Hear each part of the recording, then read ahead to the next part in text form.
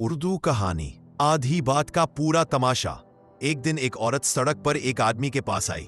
हाथ में एक क्लिप बोर्ड था, चेहरे पर बहुत संजीदगी, और बोली, माफ कीजिएगा जनाब, मैं एक छोटा सा सर्वे कर रही हूँ, क्या मैं आपसे चंद सवाल कर सकती हूँ?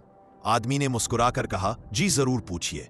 औरत ने पहला सवाल किया, फर्ज करें कि आप बस में बैठे हैं और एक औरत बस में चढ़ती है जिसके पास बैठने की जगह नहीं है, क्या आप अपनी सीट छोड़ देंगे? आदमी ने सीधा सा जवाब दिया, नहीं। औरत ने फौरन बेअदब के खाने में टिक लगा दिया।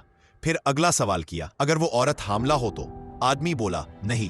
औरत ने गुस्से से खुद गर्ज पर टिक लगा दिया।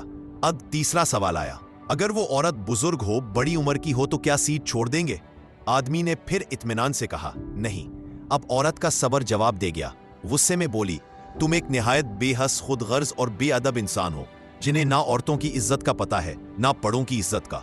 ये कहकर वो फटाक से वहां से चली गई। पास खड़ा एक दूसरा आदमी सारा तमाशा देख रहा था। बोला, भाई उसने तुम्हें इतना कुछ सुनाया, तुमने कुछ जवाब क्यों नहीं दिया? आदमी मुस्कुराया और बोला, भाई ये औरत अपनी आधी मालूमात और छोटी सोच के साथ लोगों का किरदार तय करने निकली है।